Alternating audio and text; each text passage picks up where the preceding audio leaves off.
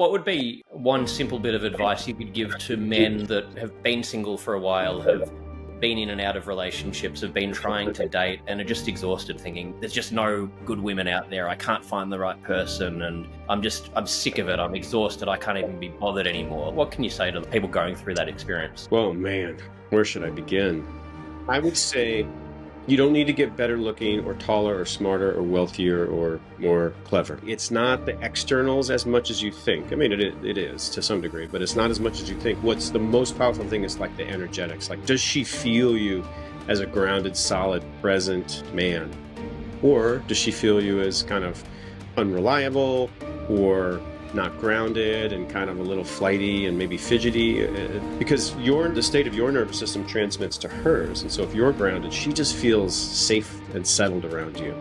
That's when real attraction starts to come. So I know lots of guys who just aren't that good looking and aren't that tall and aren't necessarily that wealthy, but they've got a powerful grounded presence and they're with amazing women. Do you feel that your insecurities and shame are preventing you from having authentic relationships? Societal expectations can discourage you from showing vulnerability, which can lead to suppressing your insecurities and feeling shame. Today I'm speaking to GS Youngblood about how men can address their insecurities and shame to build authentic relationships, improve emotional safety, and develop a grounded presence. Welcome to Move Your Mind, where we uncover why you are holding yourself back from getting the life you want and what to do about it. With the help from high-achieving guests and experts in behavioural science, personal development, and the health and wellness space. Join us if you're ready to move out of your own way toward your ideal self. I'm your host, Nick Brax, and I've been working in the health and wellness space for the last 15 years, helping people find direction and gain the courage to take control of their life. My mission is simple: to help you learn everything that I wish I knew, so you can become your ideal self. Lacking guidance, I spent the majority of my youth feeling lost and disempowered, which led to depression, anxiety, low self-esteem, and substance abuse. Looking back, I didn't have the vocabulary to communicate what I was experiencing. And as a man, I didn't resonate with the emotional language used in traditional therapy. I didn't need to talk about my feelings. I needed tangible solutions to guide me toward building a life I was proud of. If you can relate, then this podcast is for you. In this episode, we discuss how you can address your shame to become the most authentic version of yourself. If you're ready to take action and build a stronger mindset, then keep listening. GS, so great to meet you, mate. Thank you for making the time to have this conversation today. Yeah, my pleasure, Nick. Thanks for having me on. Appreciate it. It sounds like you've been pretty busy. You were telling me before that you've just come back from travel. So, appreciate you setting aside your busy schedule to come and talk to our listeners about what you're doing, a topic that I think a lot of our listeners will really take a lot out of. Yeah, I'm excited to be here and share the message with your audience. Yeah, so we might just jump in by asking you, can you share a bit of your backstory, how you came to be doing what you're now doing and what that is? Yeah, I think my story starts about, let's see, I have to do the calculation in my head, but 16 plus years ago, marriage was crumbling and really, it was imploding. And it ended in a very painful way for me. It was difficult at the time. I didn't have the skills back then to really deal with the depth of painful emotionality that was involved. And after the marriage ended, I knew there had to be a better way. The way that I was showing up in the world, in particular in relationship, wasn't powerful. And I was married to a very strong woman, and I ended up really allowing myself to become very emasculated at the end of that marriage. And what that means is I was kind of just dancing around trying to quote unquote stay out of trouble and please her, because I thought that was the way to get back to some semblance of normalcy in the relationship. And I came to find out that that was actually a big part of the problem, is when you are that pleaser, nice guy trying to make other people happy, particularly when you're in partnership with a strong woman, it actually makes the situation worse. And so what that did back then was put me onto two tracks. and one was really going deep into my own studies with a lot of the teachers out there, and I got involved in something called Authentic World, where I was learning, like, I actually had emotions and I had needs, and I could actually be real about those. And so I learned a lot about speaking my own truth and understanding what was happening inside of me. And then I got introduced to David Data, and I would imagine a lot of your listeners have heard of David Data. He's kind of the godfather in this space of masculine feminine polarity. And so I started down that track, and then I studied with him for several years, and then studied with one of his kind of disciples for another 5 years or so, and started to get really knowledgeable and skilled in this notion of masculine feminine polarity. And we're going to talk a lot about that in this conversation. um, and then in parallel to that, the other track was I got into relationship with a very powerful woman. This was about 12 years ago, and she had both a strong feminine and a strong masculine. And so it gave me a real life laboratory of seeing what strengthens the relationship and the connection, and what actually shuts it down, what helps me feel in my power, and her in her relaxation into her feminine, and what counteracts that. And so not only was I sort of on this long training journey, um, but also I was living it with a woman that whose heart showed in every moment that real time feedback of, were we coming closer or farther apart? Were we becoming more open to each other or more closed? And so as I went through that journey, I started to write down principles and things that I noticed in relationship that related to this notion of masculine feminine polarity. And at some point, I had enough written down, and that started to become the book. And so that was my first book, The Masculine in Relationship, which I published a few years ago. And that kind of brings me up to the modern area for me, because from that I was coaching men, and then I wrote my second book, and that kind of brings me to today, where through various workshops and offerings and the book itself, teaching men to be more in their masculine. And the last thing I'll say is, what I discovered was that a lack of this masculine feminine polarity was actually the cause of a lot of relationship issues, that I didn't realize. And I think the modern therapy, couples therapy, doesn't acknowledge the role that polarity plays. And I think that's a huge step forward that I think a lot of couples counseling can take, is really bring in that polarity. And I'll pause there for a second, but we can talk about, what does it mean by polarity and how does that play Mm. out in relationship. Yeah, it's super interesting. And I mean, I'm thinking of so many examples of what you're talking about that I'm seeing just, in my direct circle of friends and people around me. And I mean, it's obviously such an issue that we're dealing with. Men uh, don't really know what it means, I guess, to be masculine these days, or how they're meant to be in a Yeah. relationship. Yeah. When you're talking about sort of the in your own example, that you were trying to more please your ex-wife and do what you thought you should do, that people pleasing, is that just that side of another example of what we can do in all other aspects of life, where if we're trying to be something we're not, we're trying to do something because we're meant to do it, we're not Yeah. going to really fulfill ourselves or show up the way we're meant to show up. We won't become the person we want to become. Is that a similar example in a relationship? Yeah, it applies to relationship and to life. And the way that I describe it is, where is your awareness? Where's your radar? And most nice guy pleasers have their radar pointed out at everybody else. They're looking, what's the safe thing that I can do here? What's the thing that'll make others happy so that I feel safe? And so they're constantly, they're kind of like this energetically, and they lose themselves. And this is what happens to a lot of guys. You just lose yourself. Like, what do you think is the right thing to do? What is it that you need? What is it that you prefer? What are your boundaries? And that muscle of self-awareness really atrophies for a lot of guys who have their radar out there. And so I'm working with guys every day to take a little bit of that awareness and, turn it back towards them, so they can check in with themselves first. And the I have an oversimplified example that I always give, just because it makes sense. It's just like, it's the difference between that guy that's like, hey babe, where do you want to go to dinner tonight, versus a guy that checks in and is like, what do I actually want? Man, that sushi place that just opened up, I've been wanting to go there. So it's like, hey babe, I really would love to go to that sushi place. Would you be up for that?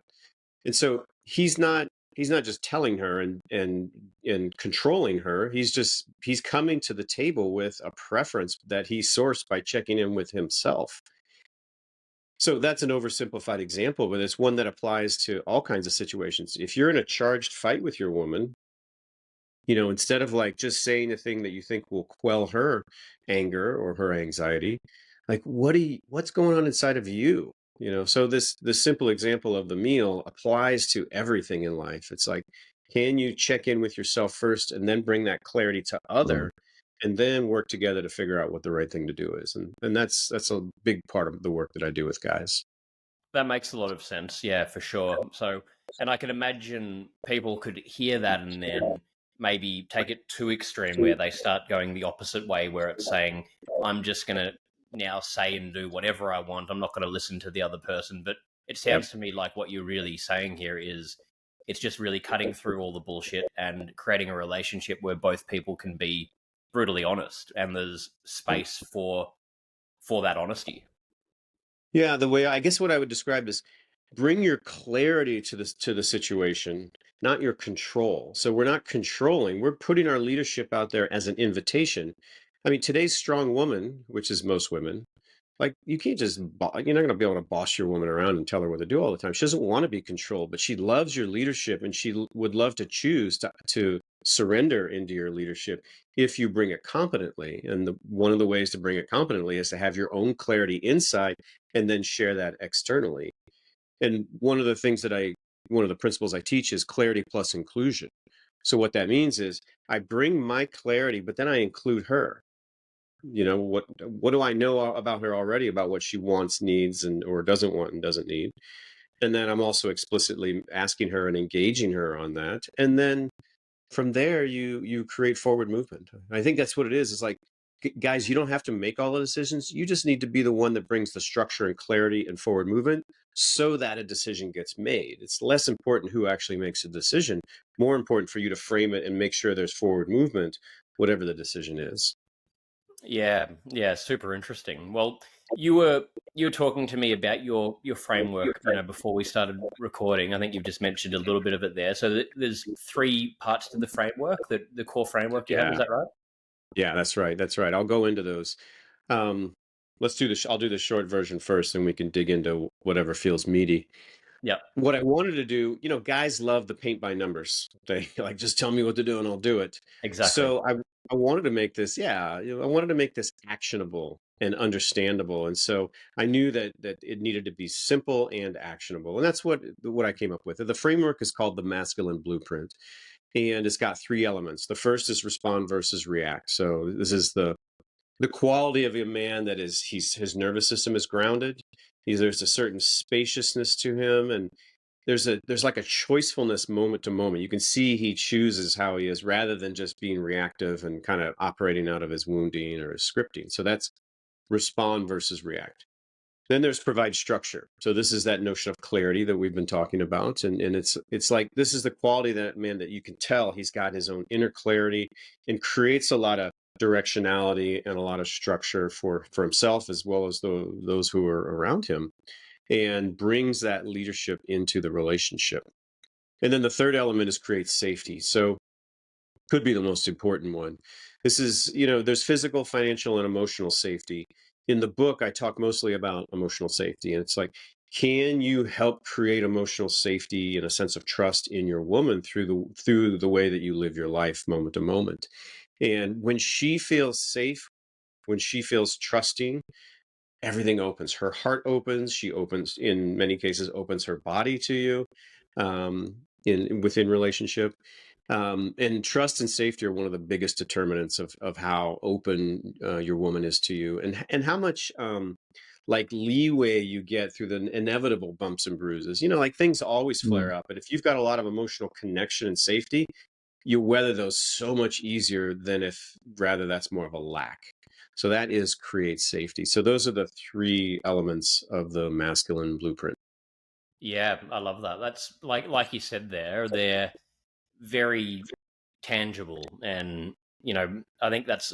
I was saying this to you before we recorded as well. A big portion of our audience is men, and they're looking for practical things, and I think that's with therapy is so important, but at the same Yeah. time, it can be frustrating where you're going into, you can be in therapy for years, but my experience, so many other men that I know and have had the experience where you end up understanding these concepts and topics, but you're saying, what can I actually do? And you don't really get given practical things that really apply to you that you can actually put into practice.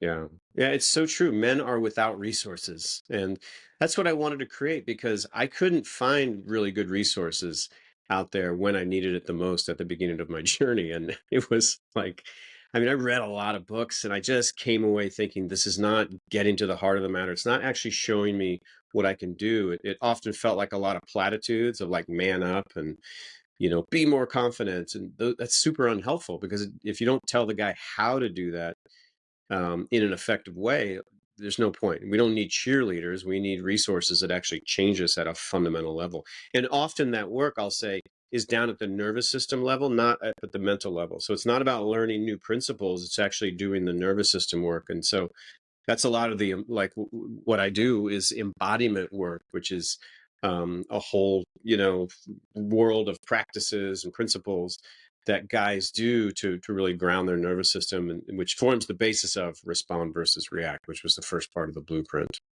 Yeah. Well, can I give you I won't mention his name, but a real example of a friend of mine that's in a relationship that I think is probably relevant for what we're talking about, because Mhm. it'd be good to get your view on this, I guess, as a live example. Yeah, So yeah, essentially, he's, had his own trauma in the past. He's worked on that. He's still very much in the depth of working through that. And he's in a relationship that seems like a great match, apart from the fact that I think she's probably got her own insecurities as well from the past. But the common yeah, problem has been they'll be great together, and then there's problems. He's complaining, she's nagging him all day, every day about menial sort of things.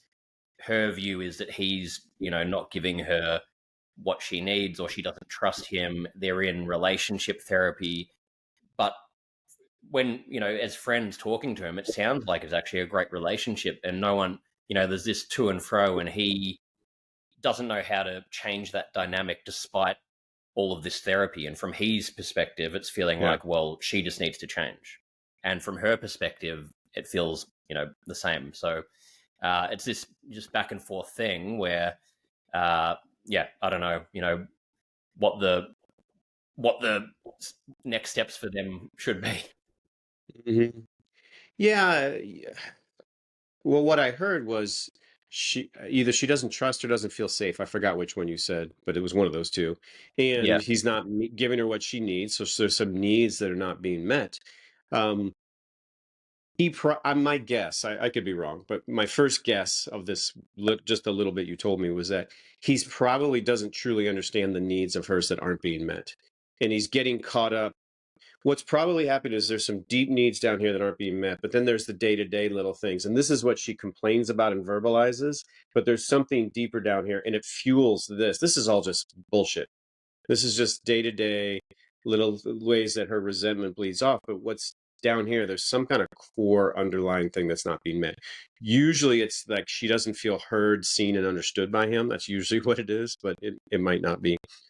So for him, what I would want to do is have him go get really curious and bring a lot of curiosity and try to understand those needs of hers that aren't being met at a more deep level and without defense. Because a Mm. lot of guys, she says, you don't ever listen to me. And immediately they say, oh, what are you talking about? I'd listen to you all the time. It's like just this immediate defense, which basically says, I'm all good here and you're the fucked up one. I mean, that's when you start to defend, that's exactly what your woman hears is that you're all good and she's the one that's messed up.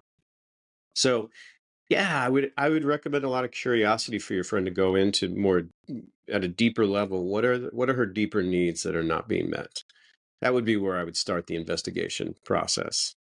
And and this is what you just described. If it matches my guess of how it is like such a common archetype in relationship where there's that deeper need that the guy just defends against. And if the guy would actually learn to address that need, which is what I help them do, all the day-to-day complaint, it starts to go away. magically. The bitchiness and the irritability that she sort of started to slide into starts to go away without her even trying. It's amazing how much it works and how easily it is. Easy, not easy, that's the wrong word, but how quickly it addresses kind of the day-to-day complaint and irritability that is so hard for guys. It makes sense, and if I think about when my partner calls me out on things, my instant reaction is, I'm feeling frustration, rage, what are you talking about? I don't need to do this, do that. But then you sit there and you think, no, hang on, let's just listen properly. And then when I calm down, I realize, oh, thank God she's actually making me accountable, and you work on it and you realize how important that was. But it's so difficult to not let your ego get in the way of these Yeah, different things. And I guess going back to that friend, I think, like you're saying there, I think he's triggered when she's expressing those different things, and then that would come out and exacerbate her. And his view is, well, she's not communicating these deeper needs. But I think that makes perfect sense what you're saying, that he's just not, yeah, his ego's probably taking over, not allowing him to really hear what's being yeah, being said. So might yeah. need to send him your way. Hey guys, if you're enjoying this podcast, please click the subscribe button, leave a like or comment, share with your friends, and follow me on Instagram at NickBrax. I really appreciate your ongoing support. Yeah, do. Send them over. Yeah. You talked about the ego getting in the way, and I think you can go even right underneath that. It's fear.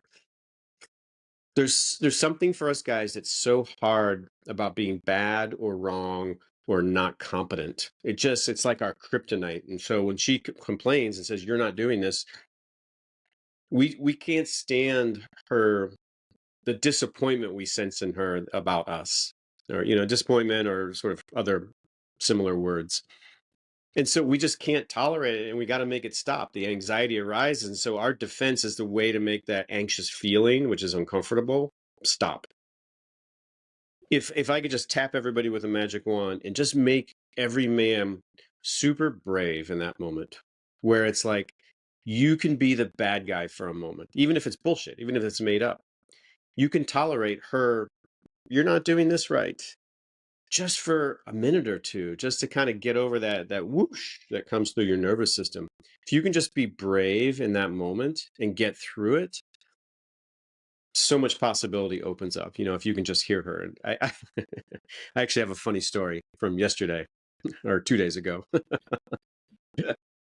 I said to my girlfriend, I said, hey, I can't remember if I told, or I said, hey, here's this video, and the video was of my son. He was getting an award, and it was pretty cool.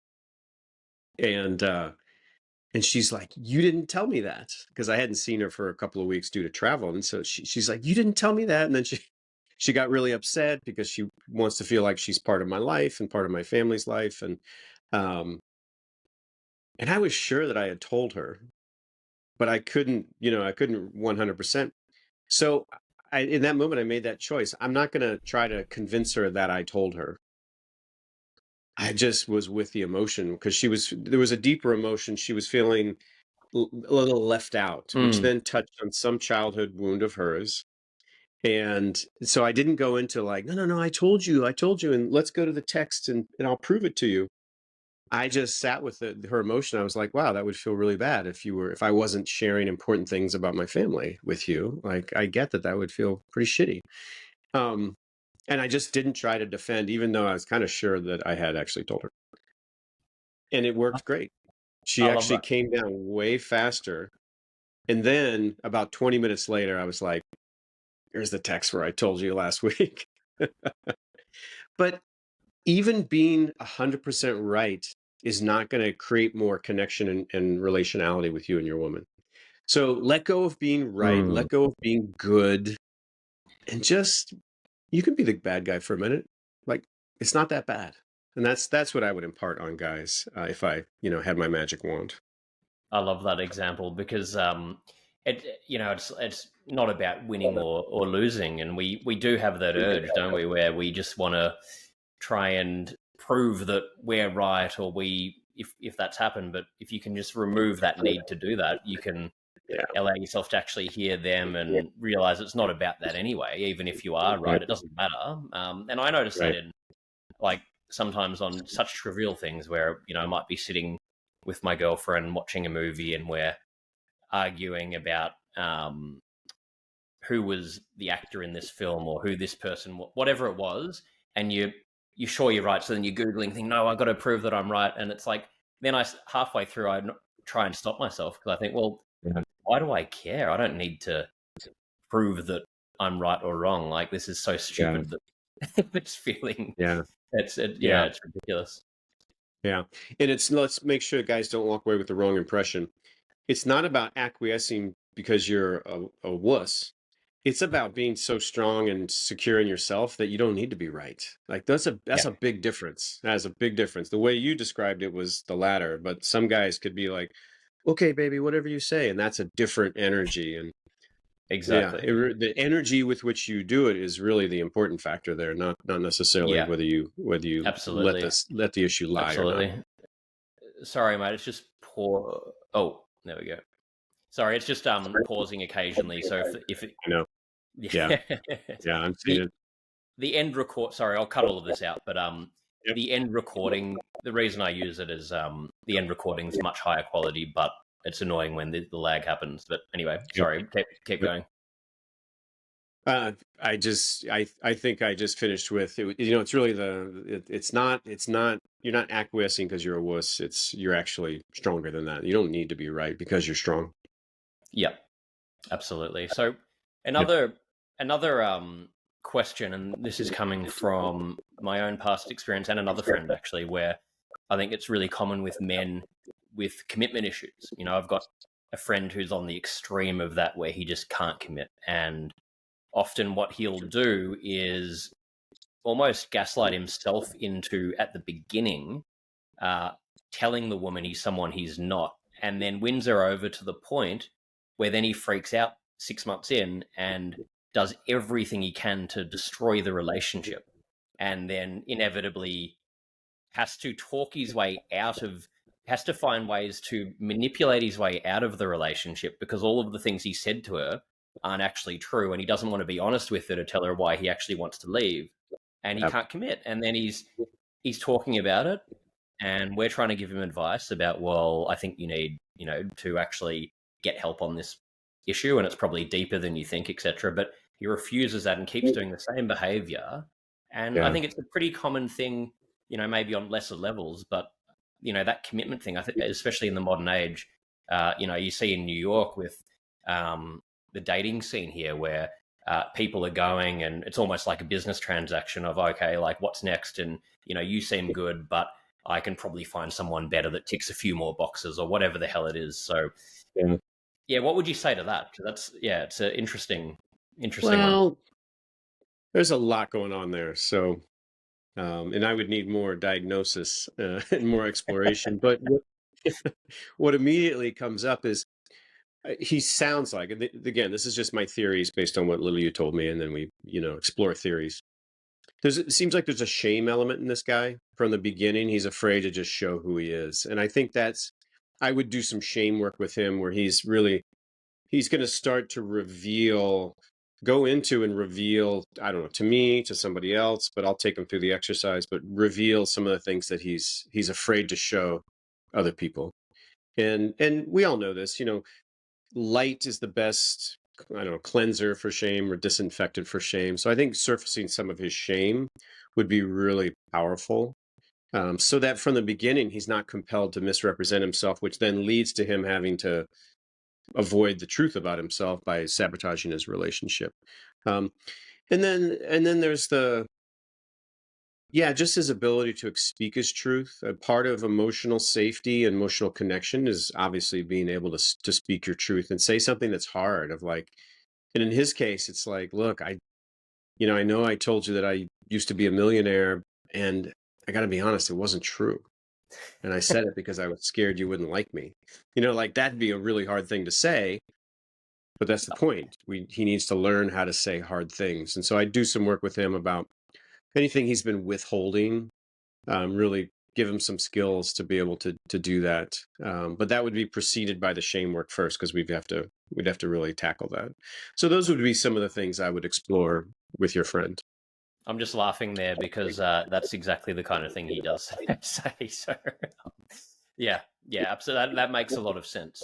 Uh, on another side, the what I've experienced, I guess, like meeting my partner, it was such a um, cathartic experience, I guess, at the beginning because we connected. It was long distance at the beginning, and we connected on mutual interest, just talking. And I was like, "What the hell?" Like, I'm able to actually talk to her about real things, what I actually care about. I don't have to try and pretend I'm someone I'm not, etc. And she's still wanting to talk to me, and that just kept going, and we built this connection. And at the beginning of the relationship, I kept saying to her, why this is too easy. Like, what the hell? Because, if there's a problem, we talk about it. And then, it simplifies everything. But a lot of my experience, and probably in the past, attracting the wrong people or just not finding the right match, but I found Yeah. it was really difficult. I was almost felt like I needed to tone down being myself because they're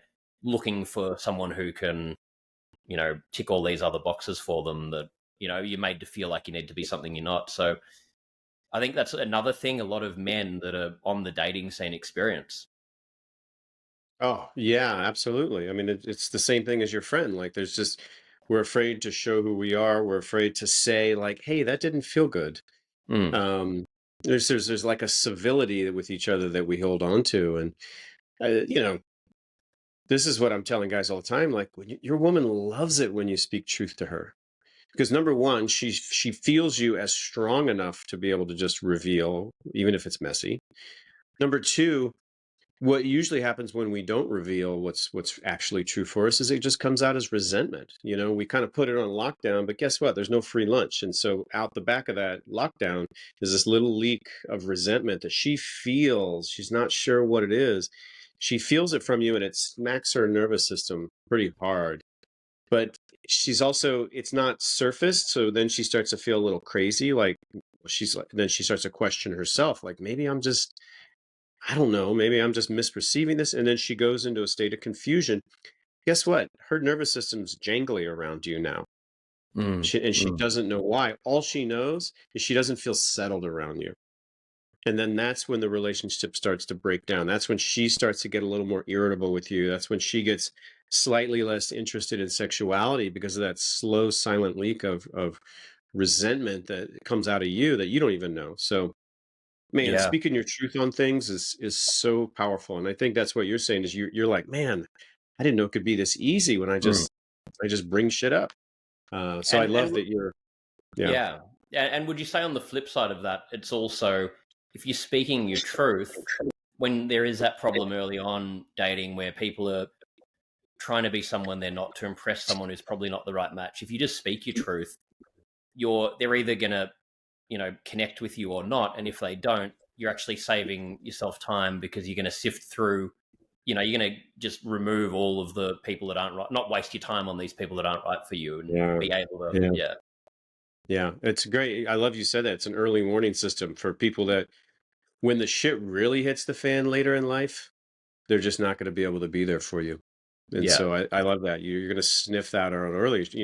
If you bring up like, hey, that didn't feel good, and she gets all defensive, like that's a huge red flag, just like it is for her if you start doing that. So, yeah, I love that early warning system.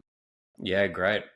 What would be one simple bit of advice you could give to men that are feeling frustrated, that have basically, been single for a while, have been in and out of relationships, have been trying to date, and are just exhausted, thinking, and I hear this Yeah. so much where they're saying, well, and I've got so many friends in New York saying this, where it's like, well, there's just no good women out there. I can't find the right person, and I'm sick of it. I'm exhausted. I can't even be bothered anymore. Like, it's just not possible. What can you say to those kind of people going through that experience?